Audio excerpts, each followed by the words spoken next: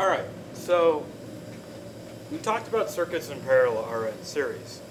Now I'm going to talk about circuits that are in parallel. The difference is that in a parallel circuit, when current is being created, when you hook the voltage up to your circuit and a current is being created, the current at some point bifurcates, splits. It goes in different pathways. So a current that's leaving this battery or this voltage hits this part of the circuit and it has a choice to make. It can either go through the top or through the bottom or through both. Well, the current is going to look at it as multiple pathways. So what it's going to do is it's going to split. It's going to create a current that goes in this direction and a current that goes in this direction. Okay? And we'll call that I1. We'll call that I2. Okay? So it makes this initial total current that comes out of that battery, hits that point, bifurcates, and then goes one way here, and some of it goes down here. So I get some current down here, some current up here, and obviously, hopefully, it's obviously, the higher resistor over here is going to experience less current. Remember, resistance is this impedance to let charge flow. So higher resistance means that there's going to be less charge flowing through that part of the circuit. Okay?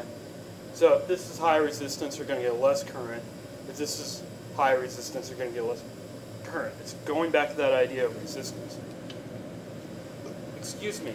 The important thing, though, about current in parallel circuits is that that total current that leaves that battery is equal to the sum of those currents where the circuit bifurcates. Okay, so when it hits this point, the circuit bifurcates the current. It bifurcates the current between these 2 points. And that shouldn't be all that hard to understand if you remember that current is charge per second. So the amount of charge, the rate in which charge is moving through the circuit, has to remain relatively constant over the remains constant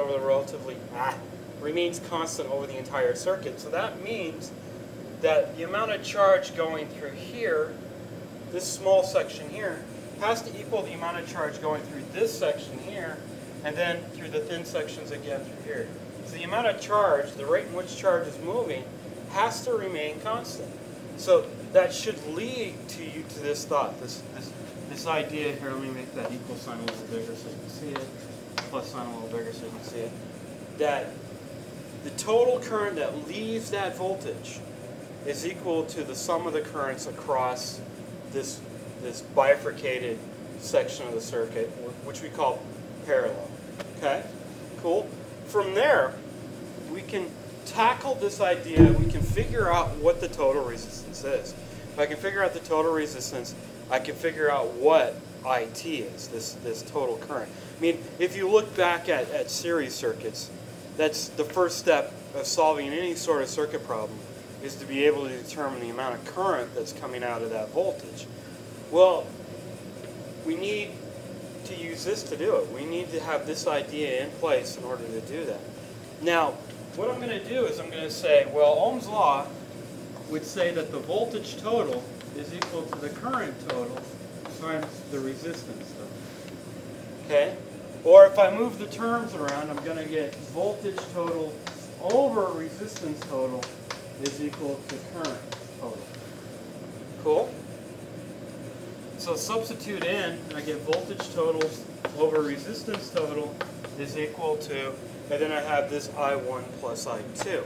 Now, I want to put it in the same terms. I want to have voltages here. I want to have resistances here. So what I need to do is I need to apply Ohm's law to I1 and I2. And let's look at I1 and I2. So I1 and I2. I1 is the current going in this direction. I2 is the current going in this direction. But what's motivating that current? What's motivating the current to move? What's motivating the charge in that circuit to move in this direction? Voltage. Okay? So this voltage here is motivating charge to move. Now, if I want to talk about the current moving through this part of the circuit, I need to talk about the voltage through this part of the circuit. From A to B, what's my voltage from here to here? Well, remember that potential is always consumed. In a circuit, we're always consuming all that potential. This produces a potential, and as it goes through the course of the circuit, it's all consumed. So from A to B, with no resistors after B, how much voltage needs to be consumed from point A to point B? Now, I'm not asking you how much voltage this one's consumed or this one's consumed.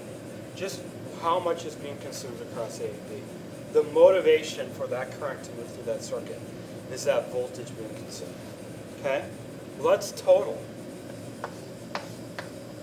The total. That's the total voltage. There's no other way in which that voltage can be consumed.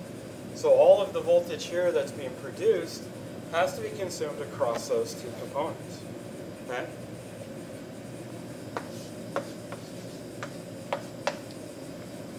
Same logic for 2. Okay? So, because I have voltage total all the way across, they go away. And I'm left with this relationship here. And I'm going to write it relatively small, I guess. Well, I'll just erase this.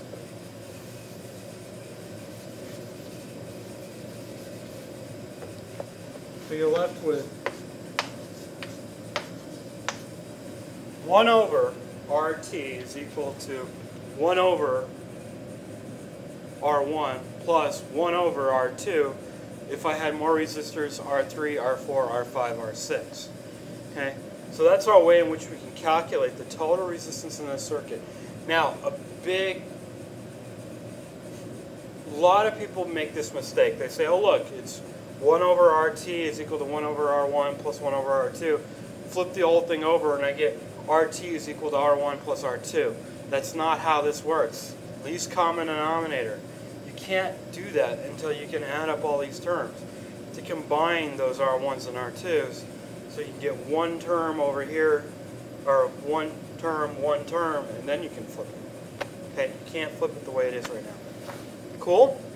Alright, so next thing I'm going to do is I'm going to do a simple problem talking about parallel circuits.